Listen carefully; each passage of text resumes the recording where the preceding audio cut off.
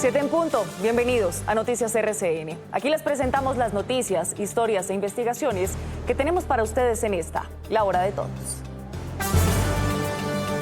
Cada día se conocen nuevos datos de la magnitud de la tragedia que se vive en el Catatumbo.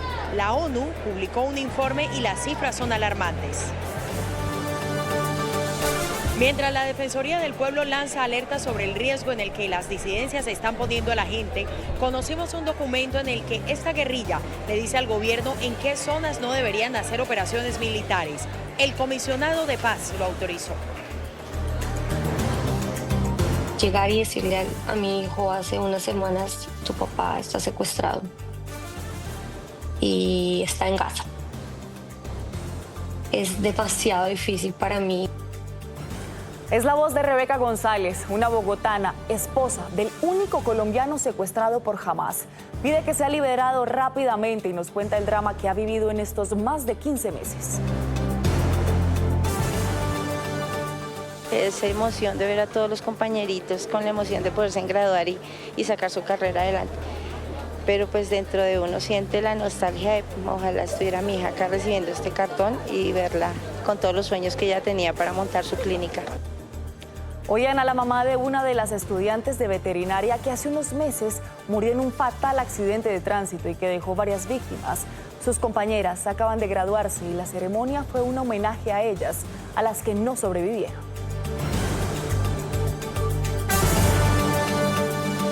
Nuestros presentadores ya están listos. Estamos en todas las regiones. Esto es Noticias RCN. La hora de todos.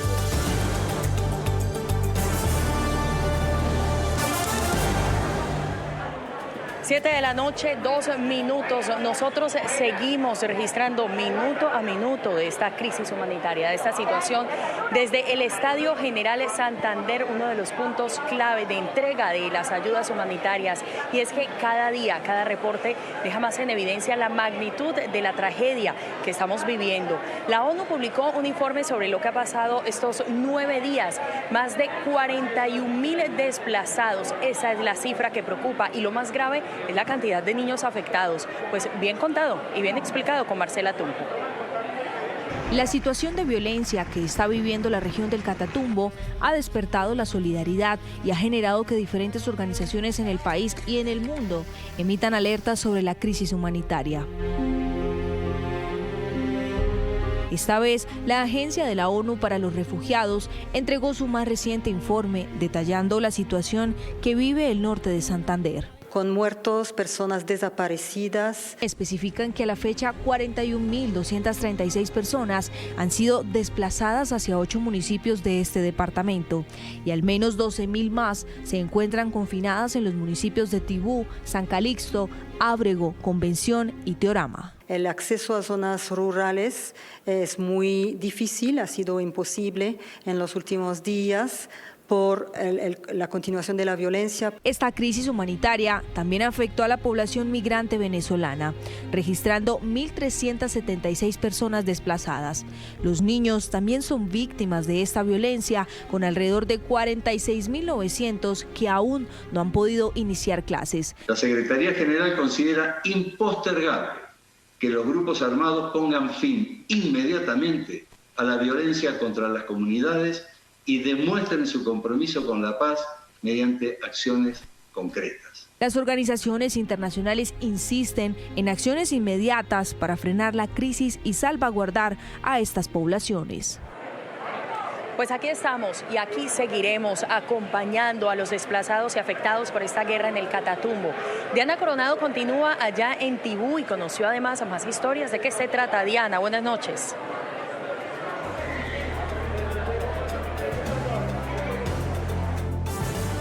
Así es, Rosy, y es que vea, esta crisis no solamente son cifras, son historias humanas, la cara del desplazamiento, la cara de personas que lo único que desean es que culmine la guerra para poder regresar a casa, como es el caso de Lady Ramírez, una madre cabeza de hogar que hace lo que sea para sobrevivir con sus hijos.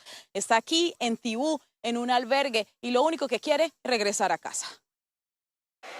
Familias enteras, adultos mayores, cientos de niños, bebés en brazo y madres cabeza de hogar son los rostros de los desplazados que se repiten en cada municipio y en cada albergue del Catatumbo. Lady Ramírez llegó con sus 3 hijos y su madre es responsable por todos los integrantes de su familia. Todos asustados, fuimos y buscamos a los niños, recogimos a los niños, nos encerramos, ese día mantuvimos todo el día encerrados. Quiere olvidar lo que vio y lo que vivió, pero a veces es difícil. Gente armada, camuflada, al frente de mi casa. Que yo estoy con ese miedo, con esa zozobra, que no nos fueran a meter a la casa. Dejar su casa y sus pertenencias abandonadas a merced de los ilegales le parece injusto, lo es. Son cosas materiales, sí, que lo más importante para uno es la vida, pero son cosas materiales que uno hay veces de campesinos le cuesta conseguir, sí. Como ella, hay decenas de madres cabeza de hogar que solo esperan las ayudas para poder alimentarse y alimentar a los suyos. Kit de aseo, kit de higiene, paquetes de alimentos, hidratación. Junto a su familia evalúa regresar a casa, aunque aún tenga miedo. Pues y es que en medio de esta tragedia y esa situación que viven estas miles de personas que han tenido que desplazarse y han llegado hasta este punto buscando ayuda, pues existen entidades, fundaciones, organizaciones, empresas, la sociedad civil en general, que se ha puesto la 10 para hacer un poco más llevadero y alivianar todo el dolor. Conocimos una historia, miren ustedes. Caterina dejó atrás su hogar, pero nunca sus esperanzas. Salió del Catatumbo con sus 4 hijos, porque entendió que protegerlos era más urgente que aferrarse a sus raíces. Más que todo por su seguridad fue que me vine, porque uno nunca sabe en qué momento pudiera suceder cualquier cosa. En medio de la tragedia, las pequeñas ayudas se convierten en grandes alivios. Juegos, sonrisas y un plato de comida ha sido el refugio para ella, sus pequeños y los más de 20.000 desplazados que llegaron esta semana a Cúcuta desde el Catatumbo.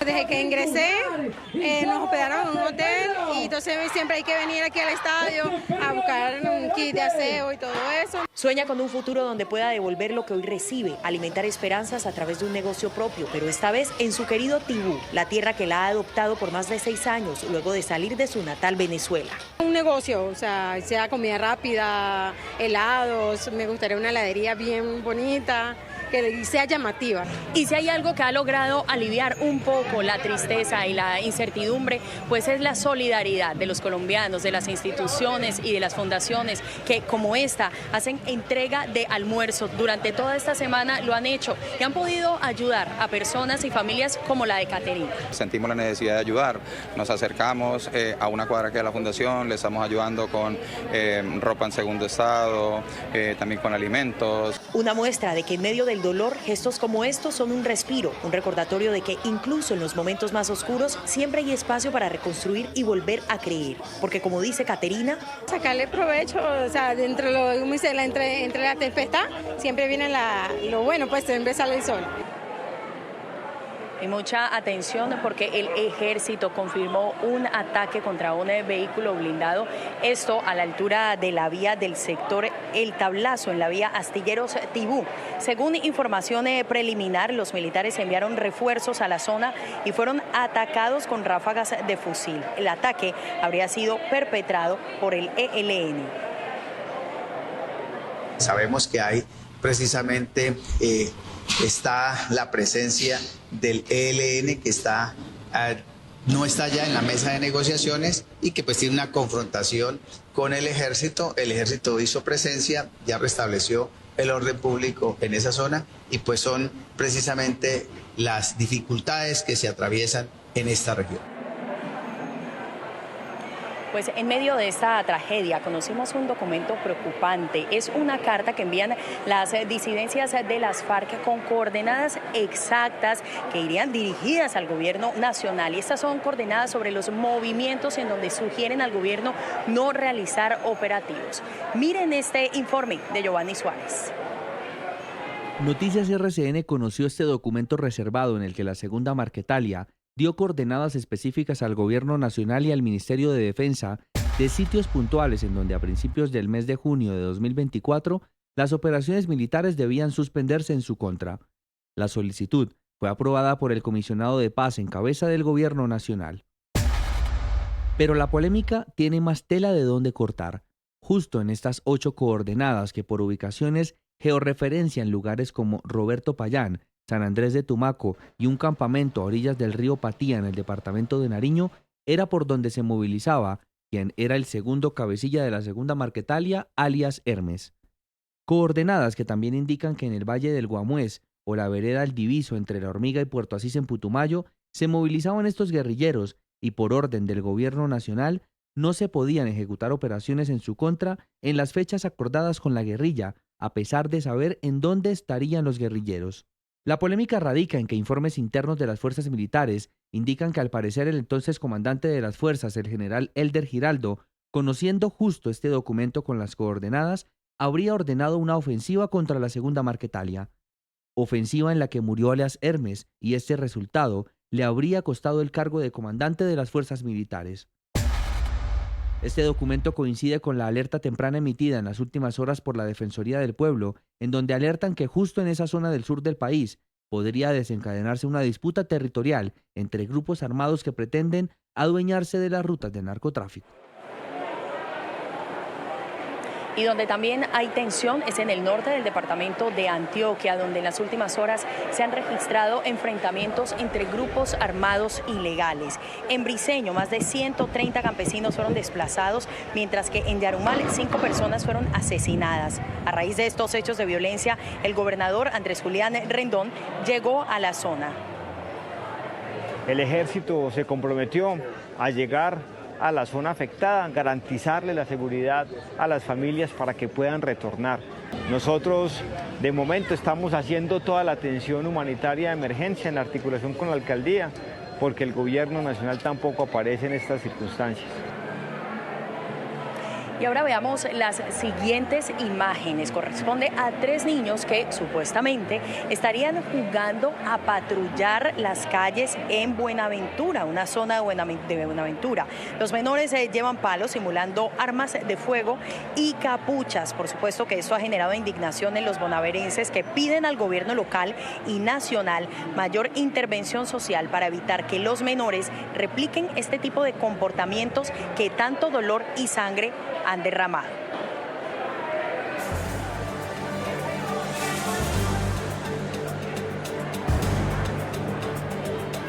7 de la noche, 12 minutos. Seguimos aquí en el Estadio General Santander. Esta vez es en la parte de adentro, justo en esta zona por la puerta 9. Eso que ustedes están viendo es la entrega de algunos de los kits de alimentación y productos de aseo que desde todo el día se han estado realizando aquí, según informaciones de las autoridades y las entidades que están realizando estas entregas. Se han llevado a cabo la entrega de cerca de 3.000 kits diarios. Desde el primer día que está este puesto de entrega se han realizado 36.000 entregas de los kits. Buenas noches, ¿su nombre?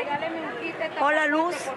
Luz, ¿qué contienen estos kits y aproximadamente cuántas entregas se han hecho y qué es lo que están solicitando las personas que quieren ayudar? Bueno, estos kits tienen lo que son sardinas, productos no perecederos, todo un kit completo como tú lo puedes apreciar. Dependiendo del número de personas se le dan las bolsas de kit.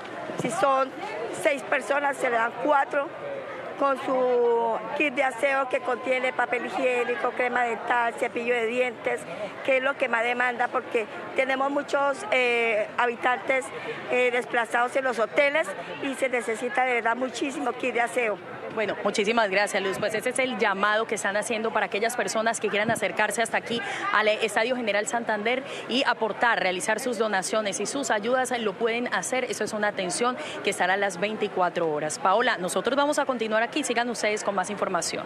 Rosy, es que mire, anoche José Manuel y Mónica nos decían que en este punto iban a atender hasta la última persona y usted misma está evidenciando esta situación. Siguen atendiendo y la solidaridad de los colombianos es más urgente que nunca. Es momento de irnos a una pausa, pero al regreso tenemos la entrevista exclusiva con la esposa del único colombiano secuestrado por Hamas. Ya volvemos.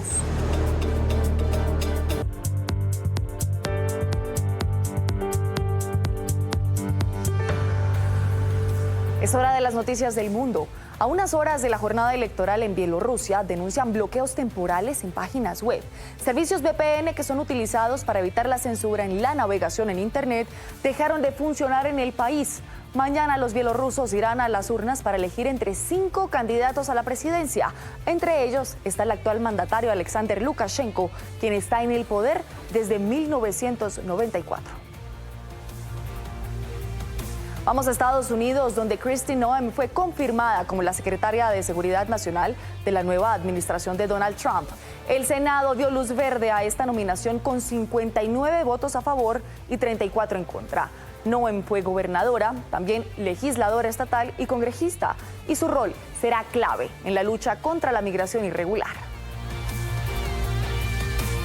Seguimos en el continente americano y nos vamos a Brasil con una imagen impactante, la de un avión en el aeropuerto internacional de Sao Paulo al que le cayó un rayo sobre la cola. El incidente con la aeronave de British Airways fue filmado por un viajero. Y si se preguntan por el estado del avión, tranquilos, que fue examinado por expertos que repararon los daños, que fueron menores, y 6 horas después de lo previsto, partió hacia Reino Unido.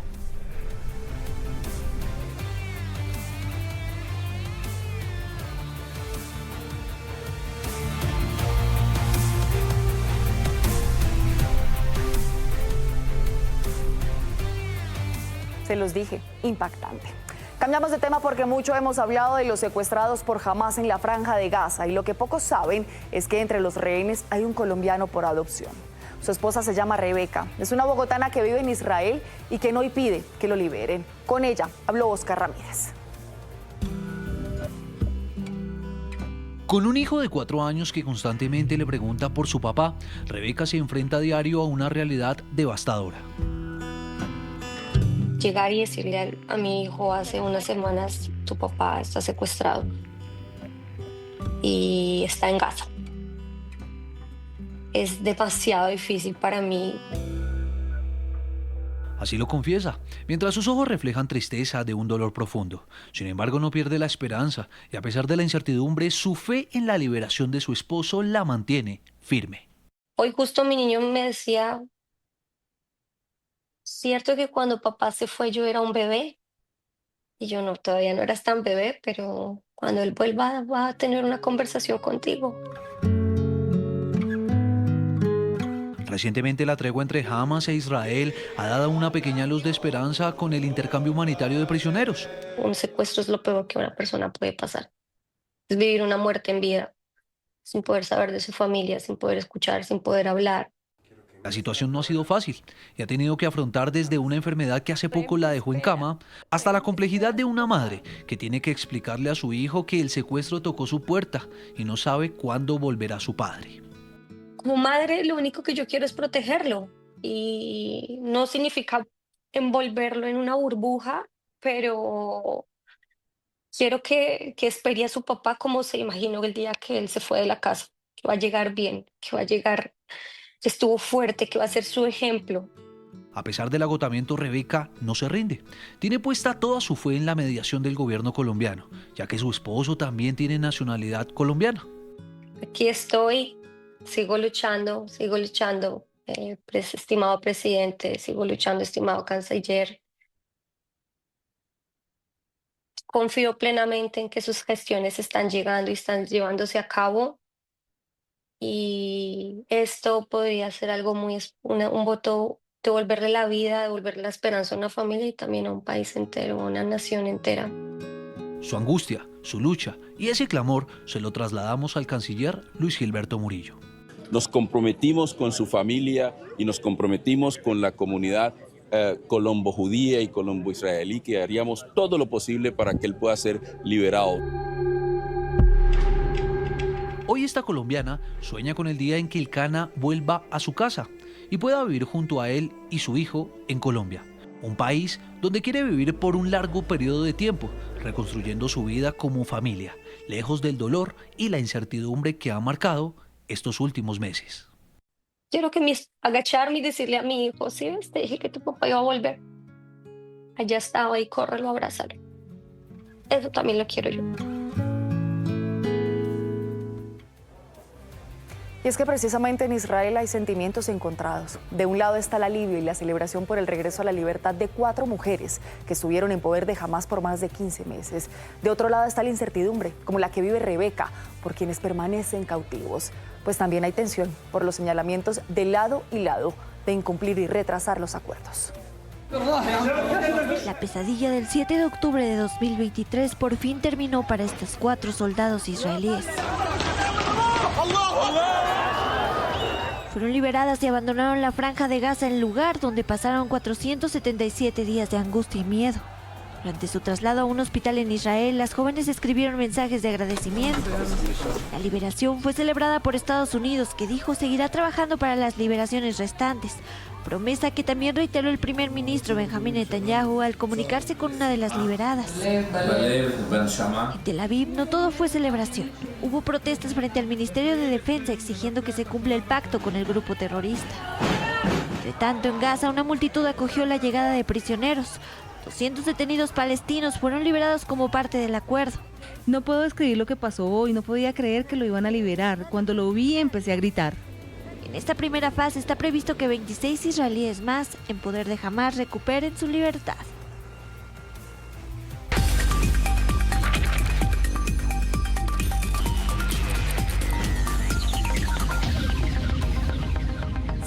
y 29. Llegó el momento para la información económica bien contada y bien explicada en Noticias RCN del fin de semana. Bienvenidos. Esto es Plata es Plata. Bueno, señores, ha sido noticia Fabio Arias.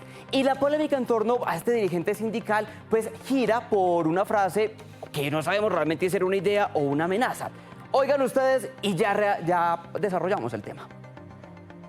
Pues yo, Fabio Arias, presidente nacional de la CUT, convocaré nuevamente al estallido social porque no tengo otra opción. Muy bien, estallido social. Lo dijo ayer entonces el presidente de la CUT. En esa misma declaración, Fabio Arias habló sobre una redistribución de la riqueza. En medio de las reacciones, pues les cuento que apareció un informe de la firma Libertank en la que explica las consecuencias que ese tipo de iniciativas pues, nos podrían afectar a todos. ¿Cómo lo hace? ¿Cómo nos tocaría el bolsillo? Miren este informe. Para el tanque de pensamiento Libertank, promover un estallido social contra la empresa privada tendría graves efectos en algo que a todos nos afecta: la inversión, la generación de empleo. Le decimos al mundo, Colombia es un buen lugar para invertir porque aquí su capital va a estar seguro, las empresas vienen, generan empleo, prosperidad, avances, pero cuando le decimos al mundo, Colombia es un lugar donde su plata va a estar en riesgo porque la vamos a utilizar para repartirla, lo único que le decimos a los inversionistas, a los empresarios, los emprendedores es váyanse de aquí. En Colombia más del 80% del empleo formal lo genera justamente la empresa privada. Si cierra una empresa que está a cientos de kilómetros de nuestro hogar, tarde o temprano, es más temprano que tarde vamos a notar su ausencia. Empresarios pidieron no caer en ese juego de la polarización que tanto afecta al país. Esto significa una alineación con una estrategia preelectoral de la que queremos los empresarios de Colombia dejar muy claro que no vamos a ser parte. Los empresarios no hacemos parte del proceso político y no vamos a caer en la trampa de la polarización. Desde otros sectores también pidieron recordar la gravedad de lo ocurrido en el llamado estallido social del 2021. Quiebran las empresas, a los productores, el precio de los alimentos se subió. En Colombia cerca del 99% de los empresarios son micro, pequeños o medianos. Ellos a su vez son los principales generadores de empleo y por ende de progreso y desarrollo en el país. Mejor dicho, palabras más, palabras menos, otro estallido social contra los empresarios pues va a tener consecuencias que nos afectan a todos el bolsillo, que pueden afectar la inflación y de paso la generación de empleo. Eso sin duda sería un golpe muy fuerte para el desarrollo en Colombia. 7:31, cambio de tema. Es muy delicado lo que está pasando en Catatumbo y en Cauca. La guerra entre criminales del ELN y las disidencias pues ya deja pérdidas por más de 50.000 millones de pesos. No solo eso, cientos de personas tienen hoy en riesgo sus empleos. El comercio reporta pérdidas por más de 7.400 millones de pesos, más de 908 establecimientos de comercio cerrados. La agroindustria reporta en Palma más de 15.000 millones de pesos en pérdidas. Las pérdidas que van hasta el momento son de aproximadamente 25.000 millones de pesos. ¿Qué pedimos del gobierno nacional? Ayuda para nuestros campesinos con la declaración de estado de conmoción interior pedimos medidas urgentes. La prima de riesgo que tiene el departamento del Cauca es muy alta. Conseguir que alguien venga a invertir al departamento del Cauca es muy complejo y nos toca con las uñas. A los empresarios caucanos les toca con las uñas. Y la otra es que la apuesta tan grande que le hemos hecho al turismo, obviamente en una situación de inseguridad el turista no va a llegar. Muy grave lo que está pasando entonces en estas zonas del país. Hay que apoyar a los emprendedores, hay que apoyar a los empresarios también y por supuesto a la gente que es desplazada, que los estamos acompañando todos estos días. Bueno, les tengo noticia importante, alisten el bolsillo porque en entrevista con Noticias RCN, el ministro de Hacienda confirmó que en febrero va a volver a subir la gasolina. Estos serán aumentos que no serán superiores a los 90 pesos para el caso de la gasolina y mucho más inferiores para el caso de diésel, donde estamos en un proceso de concertación con los camioneros. Es una indexación tradicional que realmente no llegará ni siquiera al 1% del valor hoy del precio del combustible. Recuerden ustedes que ahora el alza de la gasolina se hace acorde a los precios internacionales. Señores, hasta aquí la información económica. Nos vamos a la pausa. Al regreso tenemos deportes, entretenimiento y te veo leyendo. Quédese ahí conectado que ya volvemos.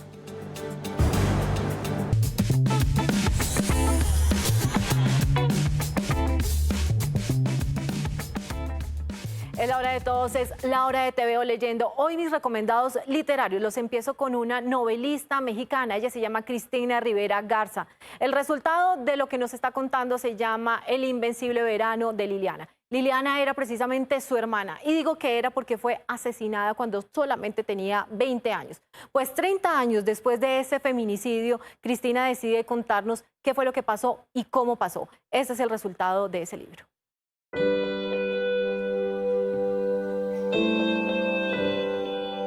¿Quién iba a pensar que un episodio tan doloroso de su vida la llevaría a ganarse un Pulitzer?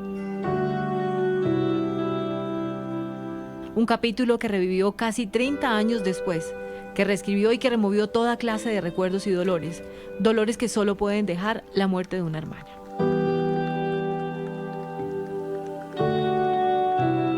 A la mexicana Cristina Rivera Garza le mataron a su única hermana. Tenía solo 20 años cuando un hombre decidió acabar con su vida.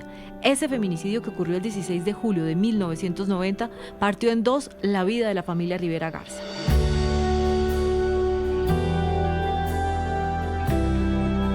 La voz de Liliana nunca la volvieron a oír, pero su nombre nunca se olvidó. De su muerte no se volvió a hablar hasta que Cristina decidió, con coraje, abrir las cajas con las pertenencias de su hermana. El resultado fue El invencible verano de Liliana, un libro que cuenta paso a paso cómo fue la vida de ella y su asesinato.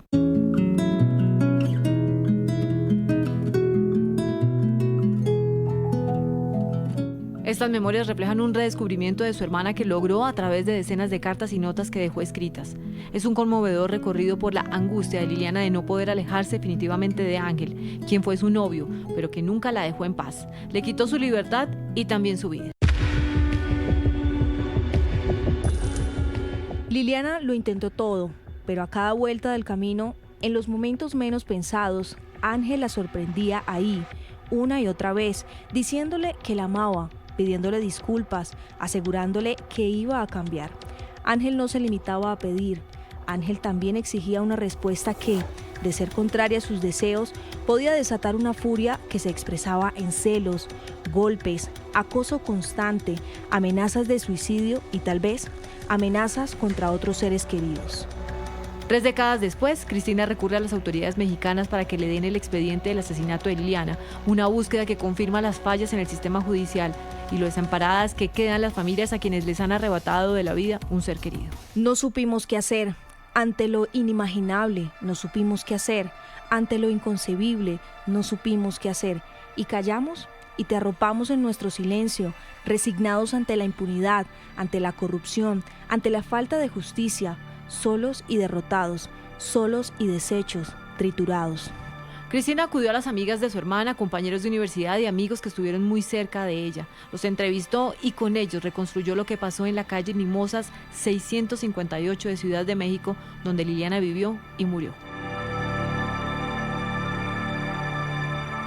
Aquí falleció mi hermana, me corrijo, aquí la asesinaron. Según la orden de arresto, aquí la mató él.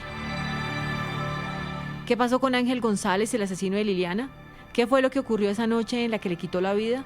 Las respuestas las encuentran en estas páginas escritas con desconsuelo por la novelista, poeta y ensayista Cristina Rivera Garza, que se ha vuelto también la voz de las familias que han vivido el mismo duelo entre los múltiples casos de feminicidio en México y que se niegan con justa razón a que todo se reduzca a un simple crimen pasional.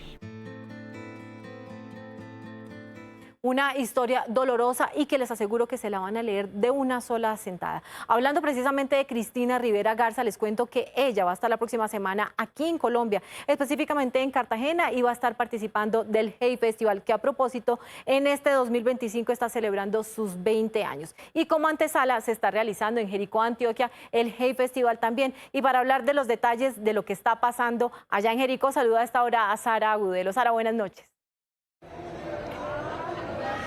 Hola Nancy, televidentes, buenas noches. Mire, dos eventos muy importantes.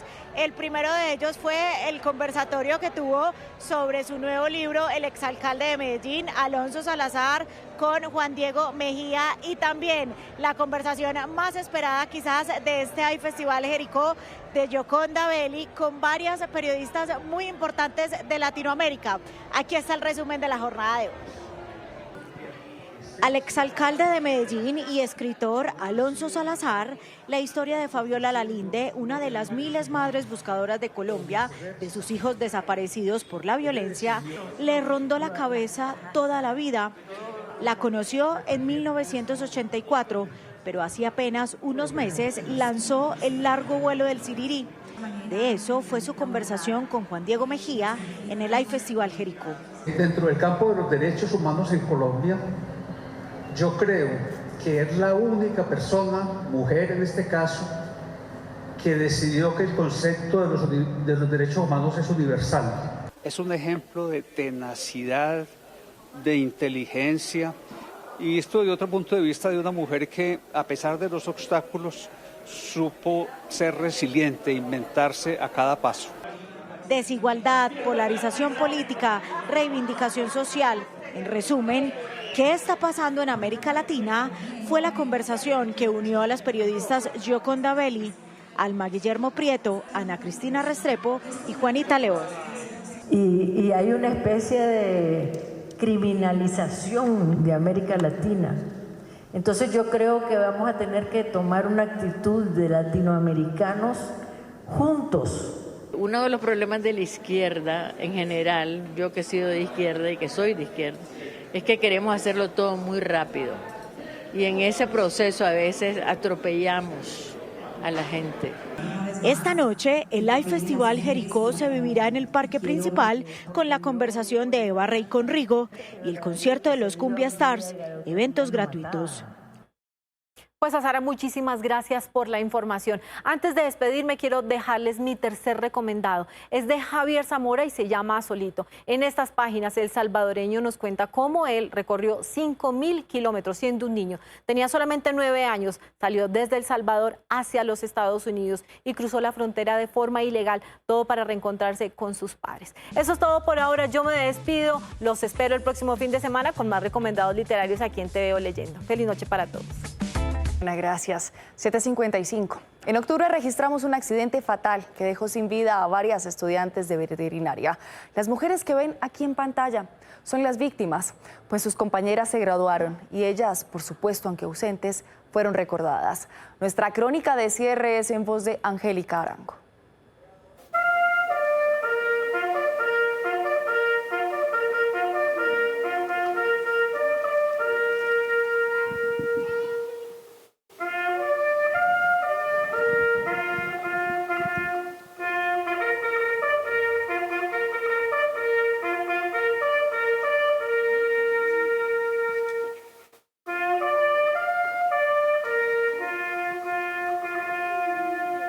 Honrando la memoria de Karen Lorena, María Alejandra, Paula Andrea, Valentina y Milady Caterín, empezó la ceremonia de grado de la generación de estudiantes de la Corporación Educativa Nacional.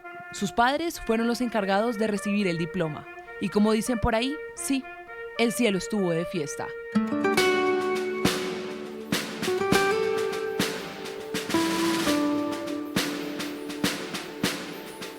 El 5 de octubre de 2024, la historia de esta generación de estudiantes cambió para siempre. Sobre las 7:30 de la mañana, el bus que salió de Bogotá camino a Boyacá sufrió un fuerte accidente. No es fácil entender los designios de Dios y sabemos que solo Él puede darnos el consuelo que tanto necesitamos, darnos la fortaleza para aceptar la realidad que estamos viviendo. El bus número 12 y el 5 de octubre serán recordados por ellos y por el país. Las caras de los sobrevivientes lo dicen todo. La verdad es muy difícil, pero Dios nos pone una prueba para ver si nos podemos superar a nosotros mismos y seguir adelante. Me siento realmente feliz con que sí hay tristeza, emociones encontradas, pero es un logro para mí, para mi familia. Y también lo dicen los papás, que hoy ven que sus hijos cumplieron el objetivo. Esa emoción de ver a todos los compañeritos con la emoción de poderse graduar y sacar su carrera adelante. Pero pues dentro de uno siente la nostalgia de ojalá estuviera mi hija acá recibiendo este cartón y verla con todos los sueños que ella tenía para montar su clínica. Era una persona muy acomedida, muy feliz, muy sonriente, juiciosa y pues gracias a Dios me dejó una hija, que es Sara Valeria. Ayer el sueño se cumplió, no como se esperaba, no como se pensaba, pero con la firme convicción de que en el cielo descansan los que el amor no olvida.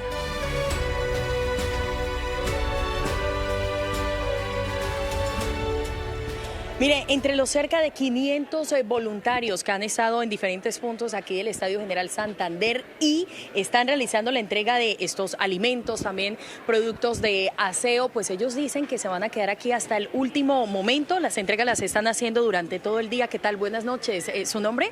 Ruth. Doña Ruth, ¿usted viene del Catatumbo? Del kilómetro 25, vía La Gabarra. Veo que aquí está recibiendo pues algunos de los apoyos y las ayudas. ¿Cuál es el mensaje que usted le envía a los colombianos pues para que no dejen de enviarlos, de ponerse la mano en el corazón y hacer estos actos de solidaridad? Que nos sigan apoyando siempre, cuanto siempre pues tenemos la necesidad de que nos puedan apoyar y pues muy agradecida a las entidades, a la unidad de víctimas, a todas las otras entidades que nos han colaborado mucho. Bueno, muchísimas gracias, doña Ruth. Pues no solamente ellos van a permanecer acá como voluntarios, nosotros también reportándoles toda la situación que aquí ocurre. Por el momento nos despedimos, pero vamos a continuar. Seguimos con la gente del Catatumbo. Feliz noche. Chao.